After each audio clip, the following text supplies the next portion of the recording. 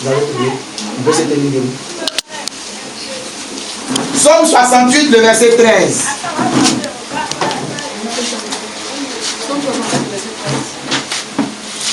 Quoique vous ayez été couchés au milieu des étapes, vous serez comme les ailes d'une colombe couvertes d'argent et dont le plumage est comme l'or vert. Ésaïe 29, le verset 9 à 11. Ésaïe 29, le verset 9. Soyez étonnés et soyez stupéfaits. Aveuglez-vous et soyez aveugles. Ils sont enivrés, mais non de vin. Ils chancellent, mais non la boisson forte. Mais non pas la boisson forte. Car l'Éternel a répandu sur vous un esprit de profond sommeil. Il a bandé vos yeux, les prophètes et vos chefs, les voyants, il les a couverts. Et la vision de tout vous sera comme les paroles d'un livre scellé qu'on donne à quelqu'un qui sait lire en disant: lis ceci, je te prie. Et il dit: je le puis, car il est scellé. Amen. Seigneur, merci de bénir ta parole. Merci de nous donner de comprendre le mystère de ta grâce au nom de Jésus de Nazareth. Amen. Amen. Alléluia. Amen. On peut s'asseoir. Que Dieu nous bénisse. Que Dieu nous bénisse. Amen. Que la paix de Dieu soit sur la vie de chacun d'entre nous au nom de Jésus. Quelqu'un prend dans la version 8 secondes le psaume 68, le verset 13, avec moi rapidement. Le psaume 68, le verset 13. Psaume 68, verset 13. Les rois des armées fuient. 68, verset 13.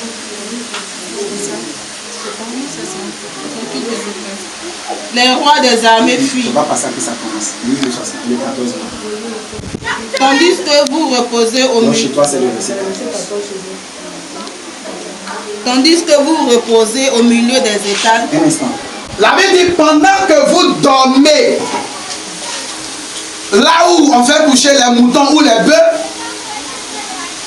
les ailes de la colombe sont couvertes d'argent. Les ailes de la colombe sont couvertes d'argent. Et son plumage est d'un jaune d'or. Donc ses plumes ressemblent à de l'or. Ma question que je pose est de savoir, comment quelqu'un qui dort, en fait de la colombe dont on parle, c'est toi.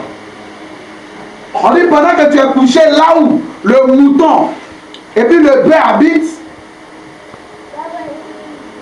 tes mains sont remplies d'argent.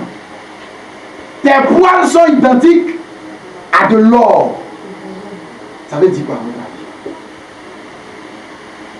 avis? Normalement, quelqu'un qui dort là où on met les moutons, il sent comment? Il sent mauvais. S'il dort là où on met les bœufs, son corps est rempli de boutons, de puces, ou bien des gales, des teignes. Mais la Bible dit, pendant que tu dors dans un tel lieu, tes mains sont remplies d'argent. Et puis tes poils sont remplis d'or. Ce test-là est un test trop fort. Je vais parler rapidement de l'autre aspect du test et puis je vais parler de ce qui nous concerne. En fait, le test veut dire simplement celui qui travaille et qui ne tient pas compte de ses douleurs pendant qu'il travaille devient riche. C'est ce que le test veut dire. En fait, le test veut dire, si tu veux, quand tu vends bœuf, quand tu vends mouton, on te pique, tu es rempli de blessures, de boutons, de teignes, de gales. Il ne faut pas regarder à ça. Les mains là, ça va être rempli d'argent. Quand on dit poil est égal à l'or, c'est quoi? C'est que tu portes des habits de luxe. Vous savez que celui qui travaille, il gagne de l'argent. Ça, c'est l'autre partie du test. Mais comme ce n'est pas ça qui nous intéresse, on aura le temps de parler de comment devenir riche selon qu'on est enfant de Dieu. J'ai beau être en galère, j'ai toujours l'argent. Toujours. Pour répondre aux besoins que j'ai. C'est une loi divine. Tant que tu ne comprends pas cette loi divine, quand les gens disent, je suis en galère, il n'est même pas 5 francs. Non, si il dit ça, il est en train de mentir sur Dieu. Je suis en galère, mais il y a quelque chose pour faire quelque chose qui est là. Tu vois, c'est plus que 5 francs. Non, moi, il ne peut jamais dire, je suis en galère, il n'est même pas 5 francs. Non, il y a un porte-monnaie où il y a toujours 50 francs dedans. Non, s'il n'est même pas 5 francs, c'est qu'il manque. Le texte dit, pendant que tu dors dans un lieu qui est censé te rendre malade, qui est censé te donner de ne pas bien te porter, ce lieu au contraire te donne de devenir riche. Pourquoi? On a lu le texte d'Ésaïe 29, le verset 9 à 11 qui dit ceci. Attardez-vous et soyez atterrés. Fermez les yeux et devenez aveugles. Ils sont ivres, mais non de vin. Vous avez vu quelqu'un qui est saoulé et puis c'est pas boisson, il a bu et puis il est saoulé. On dit ils sont saoulés, quand on les voit, ils marchent mais on dit ils n'ont pas bu. Ça veut dire quoi? Leur image a changé, leur façon de marcher a changé, leur façon de se tenir a changé, tout a changé. Mais on dit ce n'est pas dû au vin, mais c'est dû à quoi alors? Ils chancellent, mais non pas de liqueur forte. On dit il n'arrive pas à aligner des phrases correctes, il est saoulé même. On dit il n'a pas bu. La Bible dit au verset 10, mais en fait, il a changé d'attitude. Il marche comme quelqu'un qui est saoulé. Pourquoi? Parce que l'Éternel a répandu sur lui un esprit de saoulé. Il ferme ses yeux. Vous voulez, ses yeux sont ouverts, mais il ne voit rien. Il sait lire, mais il ne peut pas lire. Pourquoi? Pourquoi? Je vous raconte une histoire qui est extrait de Esther 1, le verset 9 à 12. Je vous raconte l'histoire, on ne va pas lire. La Bible dit qu'un matin, le roi va organiser un repas. Le roi organise un repas et vous savez dans quoi les gens buvaient? Dans des coupes d'or. Et pendant que le roi mangeait avec les princes de la terre, c'est un peu comme si le chef de l'État Alassane organise un dîner. Et puis il invitait tous les ministres. Et il appelle sa femme. Parce que Vasti, qui était la femme du roi, était très belle.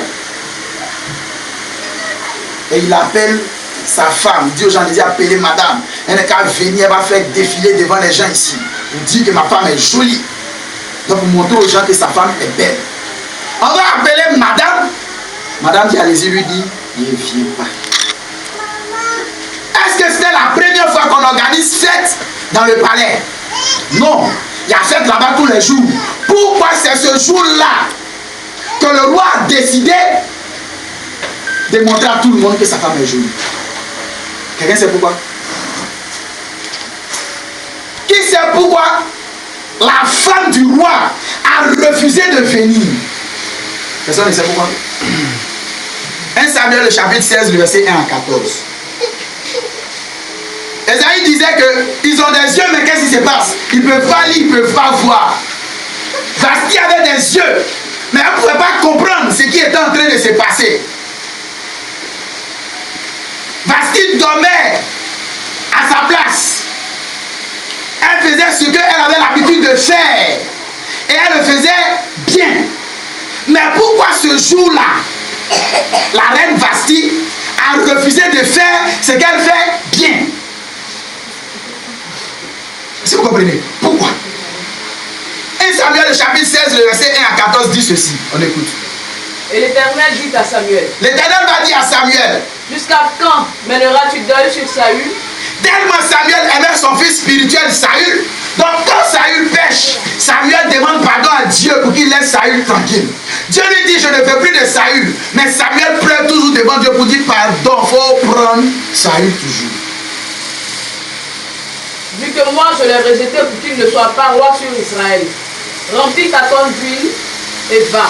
Comme je ne veux plus de Saül, Samuel, faut te lever. Il faut prendre l'huile qu'aujourd'hui on va mettre sur nos fronts. Et puis va où je t'indique de partir. Tu vas aller trouver quelqu'un d'autre qui est roi à la place de Saül. Je vous pose une question. Est-ce que Saül n'était toujours pas roi? Saül était roi. Il était assis sur son royaume. Il gouvernait, il dirigeait. Mais Dieu dit à Samuel, va oindre quelqu'un que je vais te montrer pour roi à la place de Saül. Frère, sœur, pendant que tu jeûnes, pendant que tu pries, Dieu est en train de oindre quelqu'un à ta place. Parce que tu t'amuses. Quelqu'un commence à dire, tu sens qu'il n'y a pas de stabilité. Monsieur ne te regarde pas comme il te regardait au début. Sœur, on est en train de oindre une autre femme à ta place. Et quelqu'un comprend ce qu'il explique? Si tu es de Dieu, si tu es pour Dieu, ton mari, ta femme ne peut pas te tromper. Parce que s'il te trompe, et le trompeur et la trompeuse vont mourir. Est-ce que vous savez de quoi il vous parle? Il y avait un roi du nom d'Abimelech. Il prend Sarah. C'est ça, non? La femme de qui? Abraham. Il dit Abraham, il dit, ce n'est pas ma femme, c'est ma soeur. Il prend la go, il rentre dans la maison. Et qu'est-ce qui se passe? Il n'a même pas touché. Dieu s'est levé à Abimelech pour lui dire, si tu touches à la femme de mon serviteur, tu vas voir ce que je vais te montrer. Mais avant de dire ça à Abimelech là, tout le palais avec Coco. C'est-à-dire Dieu a maudit tout le monde dans le palais, ils ont eu un hémorroïde. Pourtant, il n'a pas encore touché à la femme. Frère, soeur, quand tu es de Dieu, si quelqu'un vient toucher à quelque chose qui t'appartient, c'est Dieu qui prend ta défense. Mais si quelque chose t'appartient et que tu vois les gens sont en train de toucher et puis Dieu ne dit rien, c'est que Dieu lui-même est en train de décorer quelqu'un à ta place. Dieu est en train de moindre quelqu'un à ta place. Arrête-toi. Et puis demande quelle est ma relation avec Dieu. Moi j'ai trouvé la solution au divorce en Côte d'Ivoire. Dans le monde entier, les gens divorcent seulement. La solution, c'est la décoration. Quand Dieu te décore, on ne peut pas te laisser tomber. Quand Dieu te décore, on ne peut pas t'abandonner. Si vous connaissez quelqu'un qui a envie de divorcer, dites-lui de venir me voir. Je vais décorer sa vie. Si on a divorcé, il jette ma vie. C'est le Père de Dieu. Et la Bible dit. Et Samuel dit, comment il fait? Dès que Saül l'entendra, il le tuera. Il dit, si je vais, qu'il a entendu. Aujourd'hui, nous tous on sait, il y a des pasteurs qui ont fui la Côte d'Ivoire. Pourquoi? Parce qu'ils soutenaient Gbagbo, donc ils priaient avec Gbagbo. Ils priaient pour Gbagbo. Quand Gbagbo a été évincé, il a été attrapé, ils ont fui. Pourquoi? Parce qu'ils savent que s'ils restent là, on va les tuer. Est-ce que vous comprenez? Ils savent. Donc Samuel aussi savait. Il sait que si le roi apprend, il va les gaucher. Donc Samuel avait peur. Mais comme il avait peur de partir, Dieu va lui dire, prends un mouton pour partir. Ça veut dire quoi? Quand Samuel va voir le mouton dans ta main, les gens vont penser que tu es venu faire quoi? Sacrifice. Les gens vont penser que tu les as réunis pour faire église. Les gens ne vont pas comprendre que quelque chose se passe. Par moment, Dieu fait exprès qu'un bonheur doit venir dans ta vie. Il fait exprès pour que tout devienne difficile autour de toi. Parce que quand tout devient compliqué, c'est que tu ne vas plus regarder au frère ou à la soeur qui est à côté de toi. Tu vas regarder à qui? À Dieu. Donc souvent Dieu fait exprès. On est en train d'organiser un mariage. Un moment on calcule, il nous faut trouver 1 million. Mes pauvres 400 000 qu'il avait mis de côté, tout est entré dedans. Il a trouvé là 1 million là où? Il dit à mon fils, prophète, on est en train de penser au plan B. Parce qu'il est grave. On a là une prière et puis un pasteur va me dire comment les païens comme Ahmed Bakayoko, quand ils froissent leur front, quand ils disent je veux tant, il a ça. Et puis nous des enfants de Dieu, en plus des ministres du Dieu créateur du ciel et de la terre, on manque de quelque chose. Et dit c'est assis les filles, on fait de Dieu. Quand on a fini la paix, on ne fait pas de plan B. On a fait un budget de près de 2 millions, on va faire le mariage de près de 2 millions. Quand il n'y a pas l'argent, donc chaque soir, j'ouvre la Bible, j'ouvre mon agenda. Quand il finit de calculer, il regarde au ciel. Dis quelque chose. Dis quelque chose. Les gens qui appellent, non, il y a te donné 200 000. Non, moi, je te donne tant. Les mêmes rappellent et puis ils disent, non, il y a trop de problèmes, je n'ai plus l'argent. Quand les choses autour de toi commencent à devenir difficiles, frère, c'est que Dieu veut que tu ne regardes plus aux hommes qui t'entourent, mais que tu regardes à lui seul Dieu. Dieu fait exprès. Tu peux être intelligent, tu peux avoir le savoir-faire, tu peux avoir tous les moyens qu'il faut pour faire ce que tu veux faire. Mais si Dieu n'arrose ce que tu veux faire, ça échouera, ça n'aboutira pas. Est-ce que vous comprenez? Dieu lui-même qui est Dieu, il nous donne les plans, les techniques, les stratégies pour pouvoir marcher avec les gens qui nous entourent. Si tu n'écoutes pas Dieu, tu vas rencontrer que des difficultés. Et alors l'Éternel va dire dans sa parole toujours, tu prendras avec toi une gémisse et tu diras, je suis venu pour sacrifier à l'Éternel. Et tu appelleras Isaïe au sacrifice et moi je te ferai savoir ce que tu auras à faire. et tu oindras pour moi celui que je te dirai. Donc Dieu va lui dire, voici comment les choses vont se passer. Saül, je ne veux plus de lui. Je veux une nouvelle personne à la place de Saül. Alors, tu vas décorer la vie de cette nouvelle personne. Je vous disais que dans l'armée, dans la gendarmerie que je maîtrise mieux, pour devenir général, qui fait ça? C'est le chef de l'État. Pour devenir colonel-major, c'est concours. Pour devenir colonel, c'est concours. Pour devenir capitaine, c'est concours. C'est-à-dire c'est des tests. Pour devenir général, tu es couché chez toi à la maison, et puis le chef de l'État prend son papier et lui dit, viens t'asseoir les généraux. Est-ce que le petit là, vous voulez qu'on fasse de lui un général? Il dit, on veut qu'il soit général. Et puis il signe le papier, il devient général. Vous comprenez comment ça se passe? Il y a un monsieur qui a devenu général qui nous expliquait un peu comment ça s'est passé. Il dit, son mentor, Mangou, et d'autres personnes étaient en train de discuter avec le chef de l'État. Et ils ont recommandé qu'on fasse de lui général. Parce qu'il le mériterait amplement, vu tout ce qu'il a fait. C'est comme ça qu'on a mis général. Je connais un autre qui est devenu, non je ne dis pas général, mais qui a eu beaucoup d'étoiles, simplement parce qu'il était ami à Babo. Tout simplement. Donc il a eu 3. Moi je disais à quelqu'un avant-hier, bientôt on va avoir des généraux 5 étoiles en Côte d'Ivoire. Normalement chez les Blancs, ça veut dire amiral. Bientôt on va en avoir en Côte d'Ivoire. Parce que si en moins de 2 ans, ils ont eu de ces 3 à 4 étoiles, c'est pas quand ils vont commencer à bien travailler maintenant qu'on va reconnaître qu'ils travaillent bien là, qu'on va plus donner étoile là. Mais je veux dire qu'il n'a pas besoin de rendre compte à quelqu'un. Quand on met une étoile sur l'épaule d'un homme, ça dit les généraux, on ajoute 1 an sur son année de retraite. C'est pas tout, hein. On lui donne 2 voitures, une Mercedes et puis une 4x4. Cadeau. C'est pour lui. Il va à la retraite avec. On peut aller même loin pour lui donner 1 ou 2 suiveuses, c'est-à-dire des pick-up. Cadeau pour lui. Il va à la retraite avec. Si on lui a donné ce qu'on appelle maison de commandement, c'est pour lui. Il va à la retraite avec. Est-ce que vous comprenez un peu ce que j'explique? Nous ne sommes pas des colonels dans l'armée de Dieu, non, parce que ça n'existe pas. Dans l'armée de Dieu, il n'y a que des généraux. La Bible dit que Jésus est l'ange de l'Éternel des armées. Ça veut dire que Jésus est le général de l'armée de Dieu. Mais la Bible dit que nous sommes héritiers avec Jésus. Si nous sommes héritiers avec Jésus, donc héritiers comme tu le dis, ça veut dire que nous sommes aussi des généraux. Mais qu'est-ce qu'il doit prendre Dieu pour que Dieu mette une étoile sur ton épaule? Parce que tu es simple, garde floco, et puis tu deviens un peu général. C'est comme ça que ça marche. Ça veut dire que tu es garde de prison, c'est ce qu'on appelle les gardes flocaux. Et là, ils n'ont pas de gars à attraper fusil. Maintenant, ils vont attraper fusil. Parce qu'ils font le cas FCD, formation commune de base. C'est-à-dire, on les forme comme des militaires maintenant. Donc, nous tous, quand on devient chrétien, on est tous des gardes flocaux. On est des gardiens des prisons. C'est-à-dire, on est les gardiens de nos frères, de nos soeurs, les gardiens de juste notre maison. Donc, on est des petits gardes flocaux. Donc, c'est les petits démons qui nous attaquent. Mais quand Dieu regarde ta vie, Dieu regarde ton engouement, Dieu regarde ton enthousiasme, Dieu regarde aux problèmes de l'humanité, alors Dieu dit, j'ai besoin de vous pour sauver sa famille. J'ai besoin de vous pour sauver les gens de son village. J'ai besoin de vous pour sauver l'entreprise dans laquelle il travaille. J'ai besoin de vous pour sauver le quartier dans lequel il habite. Alors il faut que vous deveniez général.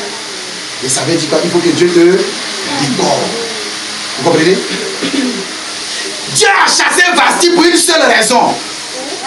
Le peuple juif, le peuple d'Israël, on devait les tuer. On devait les égorger, on devait les tuer. Mais si on les égorge, si on les tue, comment est-ce que Dieu peut-il être fier qu'on tue ses enfants? Alors Dieu savait que pour éviter que cela arrive, parce que Dieu voulait qu'on sache que ça devait arriver. Par moment, quand on te dit un malheur va arriver, on t'a averti, on a prié, le malheur va arriver quand même. Pour que tu saches simplement que Dieu parle. Juste ça. Donc Dieu, pour que le peuple d'Israël sache qu'il s'appelle Dieu, le malheur devait arriver. Mais Dieu ne voulait pas qu'il meure. Donc le malheur va arriver, mais il ne doit pas mourir. Donc qu'est-ce que Dieu devait faire? Il fallait remplacer la reine qui était là par une reine juive. Dieu décore ta vie. Parce qu'il y a un problème qui arrive. Et toi, tu dois être quoi? La solution. Dieu décore ta vie parce qu'une situation arrive et tu dois être la réponse à cette situation. C'est pourquoi qu'on le veuille ou non, j'aime bien ce slogan, solution.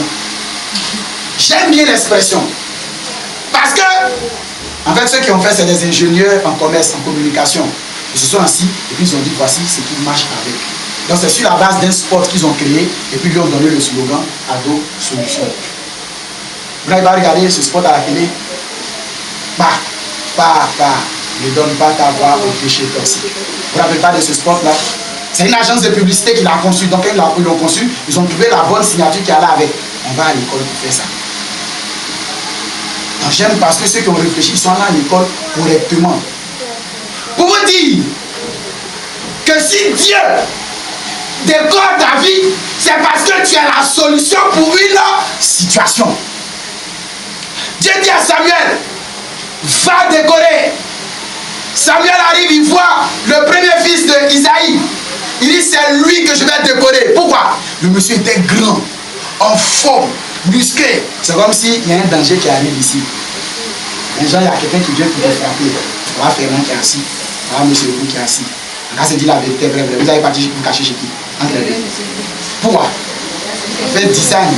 Voilà, il veut muscler bien. Bon, souvent ça ne veut rien dire, on est musclé, puis il n'y a pas force dedans. Hein? Je vais dire quoi? Samuel a regardé à l'apparence. Il regarde à la vie de... Vous savez comment Eliab. Il regarde à la vie du fils d'Isaïe. Et puis il dit, c'est lui là, il va le décorer. Il prend l'huile. Au moins il veut verser sa tête. Dieu dit, je ne regarde pas à la taille, au design. Mais je regarde à ce qui est dans le cœur. Il veut simplement dire, je regarde à ce que j'ai déjà mis sur sa vie. Mais Dieu va décorer David, pourquoi? Vous savez pourquoi Dieu a décoré David? C'est vrai, c'était pour remplacer Saül. Mais avant de remplacer Saül, c'était pour quoi? C'était pour tuer Goliath. Il n'y avait personne pour tuer Goliath. Il n'y avait personne pour vaincre Goliath. Il n'y avait personne pour arrêter Goliath. Dieu savait que dans 1 mois ou dans 2 mois, un géant allait venir combattre le peuple de Dieu. Donc il a oint la vie de David pour que David soit courageux. Il a oint la vie de David pour que David n'ait pas peur de quelqu'un. C'est pourquoi le livre des Actes, le chapitre 14, le verset 11 dit ceci. À la vue de ce que Paul avait fait, les foules élevèrent la voix et dit en langue lissaonienne, les dieux sous forme humaine sont descendus vers nous. Quand Dieu décore ta vie, tu ressembles à un Dieu. Quand Dieu décore ta vie, quand tu parles, il y a solution dedans. Quand Dieu décore ta vie, quand tu te mets en genoux, la situation de prière change. Quand Dieu décore ta vie, ce qui se passe au village n'arrive pas à ta vie. Et comment est-ce qu'il est? Quand Dieu décore ta vie, tu deviens un instrument dangereux entre les mains de Dieu contre Satan. Dieu ne se lève pas pour décorer la vie de tout le monde. Dieu décore la vie des personnes qui sont utiles. Et ce matin, je vais te dire que tu es utile pour ta maison. Tu es utile pour ton village. Tu es utile pour ta famille et ta grande famille. Et tu es utile pour la Côte d'Ivoire et l'Afrique. Alléluia. Ta situation doit changer. Mais pour que ta situation change, Dieu doit te... Gédéon était couché. Il était issu d'une famille très pauvre. Ses ancêtres étaient pauvres, misérables. Son père était pauvre, très misérable. Donc lui-même, il était pauvre et très très misérable. Mais quand Dieu a décoré la vie de Gédéon, son histoire a changé. Ton histoire doit changer. Ta vie doit changer. Ta destinée doit connaître une nouvelle tournure. 2013 a fait tout ce qu'il devait faire. C'était son droit, c'était son cadeau. Mais 2014 ne doit pas décider de comment tu dois marcher. C'est toi qui dois décider de comment 2014 marche. Est-ce que vous comprenez ce qu'il dit? C'est toi qui dois décider s'il pleut ou s'il ne pleut pas sur ta vie. C'est toi qui dois décider si tu manques d'argent ou si tu ne manques pas d'argent. Et pour cela, il faut que tu entres dans les faveurs et dans la grâce de Dieu et que Dieu décore ta vie. Amen. Amen. Amen. Lorsque Dieu décore ta vie, bien aimé, il n'existe rien qui peut te résister. Quand Dieu décore ta vie, il prend soin de ta vie. Quand Dieu décore ta vie, toi-même, tu sens une fierté dans ton cœur quand tu marches. Tu n'as rien, mais tu es heureux, tu es fier de marcher. Et alors, quand tu as, tu es plus que heureux et fier de marcher. Alléluia. Alléluia. On a besoin d'être décoré. De sorte que quand les démons vont venir la nuit nous visiter, quand il arrive, il te regarde et puis il dit, c'est là si tu l'as touché, il est foutu. Laisse-le puis continuer notre route. Amen. Amen. Pourquoi tous les chiens, on ne met pas sur les portails, attention chien méchant? Parce que tous les chiens ne sont pas méchants. Or, si tu as été décoré par la vie de Dieu, la face doit être méchante. Ça veut dire que quand le démon il te voit, on n'a pas besoin de lui dire attention générale méchant. Quand lui-même il te voit, il sait que tu as attention générale méchant. Amen. La mort soulève votre car pour jeter en brousse. Et puis quand la mort lance, parce que tu es le général de l'armée de l'Éternel et que tu es dedans, les anges viennent, ils attrapent le car et puis ils déposent ça. Est-ce que vous comprenez pas? J'ai effectué un voyage. Il y a une de mes soeurs qui a eu la révélation que le car allait faire accident. Je partais pour une prédication.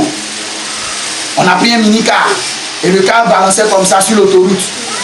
Un coup j'entends, bah! On a atteint, nous tous notre tête en bas. Car elle est tombée. C'est un monsieur qui a eu ici là qui était blessé. Personne n'a rien. Donc le chauffeur pour faire comme si il avait les problèmes, il a essayé de coucher là.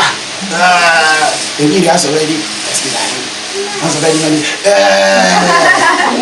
comme il était pressé pour venir prêcher, dès qu'il y a une mini-car qui a dit, il dit non, notre car est tombé, prenez-moi, vous avez mis les appuis, il dit, bon, mon oncle s'est fâché, il dit, mais non, je devais me coucher, je devais m'asseoir, il dit, voici, il n'y a rien. Il dit, il n'y a rien, il faut laisser ça là. Dieu sait ce qu'il fait. Mais je me plaignais. Pourquoi? Malgré mon gros, au nom de Jésus, le cas ne s'est pas arrêté net, puisque Dieu l'a déjà fait. Et puis Jésus va me dire, regarde, donc je vais revivre maintenant l'accident. On venait, on était au milieu de l'autoroute. Vous qui êtes déjà parti sur l'autoroute, là, tous les roues sont permis, ça veut dire que chacun roule comme il veut. On file même. Et puis la roue de notre baca s'est enlevée. Vous qui savez conduire là, quand c'est bon, la voiture fait bon. Ça s'arrête, et bien ça se couche sur son côté. Ça continue, non? Est-ce que vous comprenez? Voici l'autoroute. On venait comme ça. Donc j'imaginais un instant. Puisqu'il avait perdu le contrôle du volant, en fait c'est pour ça qu'on a remarqué qu'on avait un souci. Il faisait comme ça. Donc la voiture faisait comme ça. Imaginez le gros brunier qui venait devant nous. Il faisait sortir de route. On faisait un swipe dans le brunier. Et puis plus de gîte paquet, c'est fini comme ça. Oh. Mais le Baka, tout ce qu'on a entendu c'est oh. Ça dit, voici l'autoroute, la chaussée où il y a Ève là. Le Baka allait tomber là. En fait, j'imaginais maintenant si le Baka s'était immobilisé au milieu du goudron comme j'ai demandé. Ça veut dire que les autres allaient faire swipe. Swipe. Ouais, est-ce que vous voyez un peu même? On est tombé à côté. La seule chose que j'ai eue, c'est mon pouce là seul qui me faisait mal. Moi, je ne savais même pas que ça me faisait mal. C'est quand il partait prêcher. Donc il dit, et la Bible dit,